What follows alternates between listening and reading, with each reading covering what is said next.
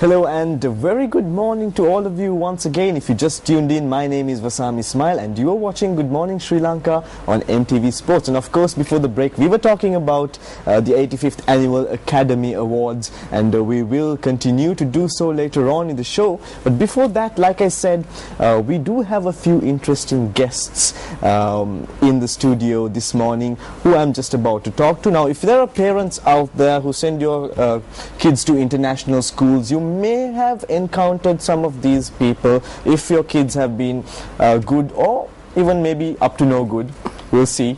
You'll find out soon. And of course, these are top personalities from 3 different international schools. And if I am to introduce you to them, first of all, I have with me Dr. Harsha, who is the chairman of the International Schools of Sri Lanka and also the deputy chairman of Gateway. Good morning, doctor. Morning, Mr. And of course, I have Dr. John Scarth, who is the treasurer of the International Schools of Sri Lanka and also the principal of the British School in Colombo. And at last I have Miss Kumari Hapugalle, who is the secretary of the same association and of course the managing director of the Alethea International School. Good morning to all of you. Good morning. How are you all feeling this Thursday morning? Good, thank you. Good. Now of course you were hanging around the studio and you did see me talking about the Oscars. Are you guys fans of modern movies? Kind of, with the kids. You are. I'm sure a lot of your students must be checking the Oscars out. I think the technology nowadays is just fantastic in the films, and the things you mentioned earlier were just brilliant. So the movies are fantastic for young people, aren't they? I see. Of course, as I did introduce you to them, I did say they were from TISSL, as they call it, the International Schools of Sri Lanka. Dr. Harsha, would you just mention to our viewers what TISSL is all about? Yes, TISSL was launched only last week, but heads of 23 international schools for a long time, in fact from 1987, have been working together in an informal arrangement as an association. But we thought the time has come for us to formalize things, form an association, have a constitution, have a proper logo. So we've done all that, and TISSL was launched this last week, and in that we have 23, I would say, leading international schools working together. I see. So how did you all get involved in it?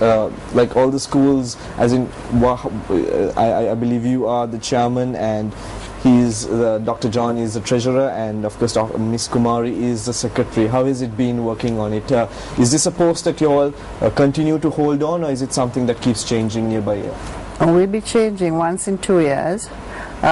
We had wonderful teamwork. We came up from the 16th of January. We decided to do the formal part of it, to launch it before the ISAC, because we've been in existence for more than 23 years.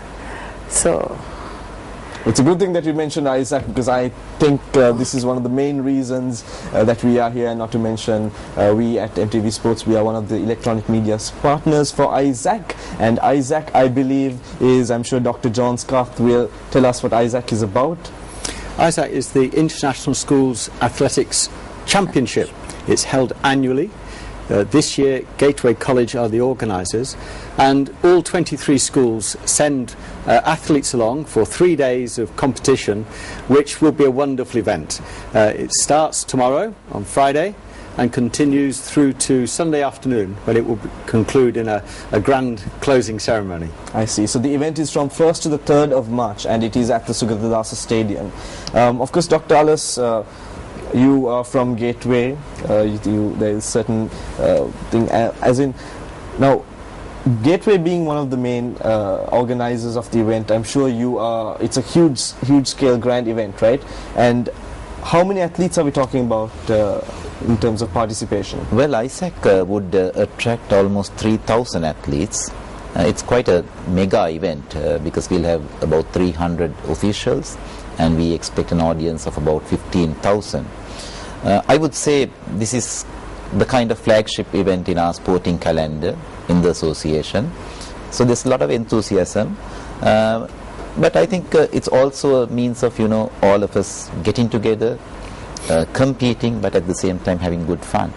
I see. And of course, as I was talking to you earlier, when it comes to sports, of course, Sri Lankan schools, all of us in different schools, highly into it, and they consider it one of the main extracurricular activities. And sometimes, of course, when it comes to traditional parents, they sometimes look at sending their kids to doing sports rather than more artistic activities such as theatre clubs and interact clubs, something more beneficial. And even, of course, a lot of organizations they look for this.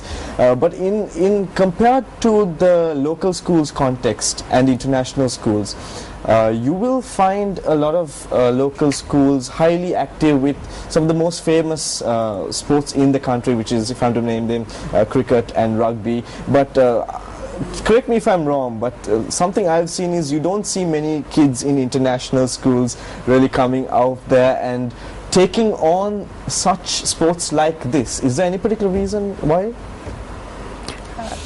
Well, you chose two sports where we are not that good. It's partly because in cricket, it's confined to our own tournaments only between international schools. We have so far not been allowed to compete at national level. Rugby, we never got started. But I would say almost all other sports, the government of Sri Lanka has been quite magnanimous, and they have allowed us to take part.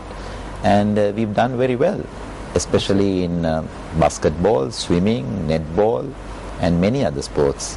And I would say, very recently there were two national tournaments in basketball, the boys and girls, under 19. Within the first four, there were two international schools in the boys category, and in the girls category there were three. So quite an achievement. All right. Now, ISAC, which is the International Schools Athletic Championships. Now, can we consider this as the biggest sporting event in the international schools calendar? Yes, it is. It is. And if I'm not mistaken, you did mention that it has been running for quite a number of years. This is the 13th year we'll be running this tournament, championship, and it is done mostly by Gateway. Has done it for 6 years.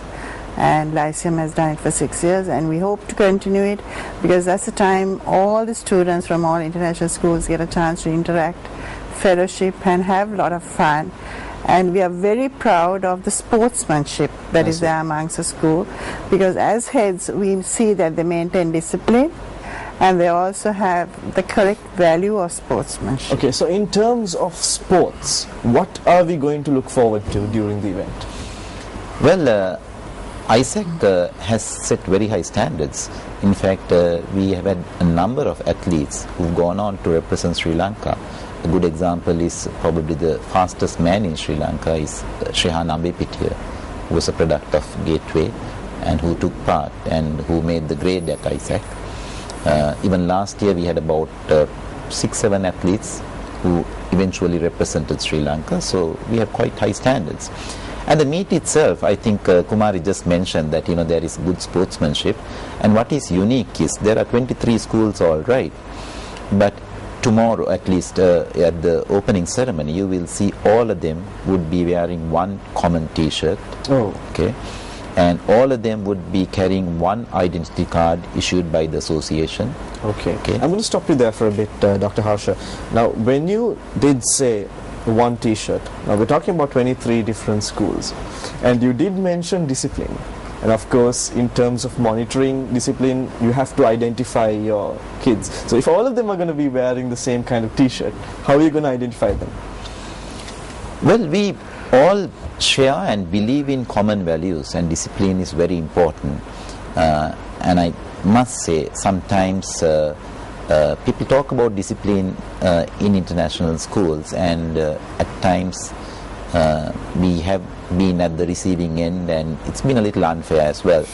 Because why I say about discipline is we all share same values, and if there is a problem with one school, we consider that it's a problem of all schools, and I'm sure none of us should feel bad to correct another child from another school. That's the spirit we work in.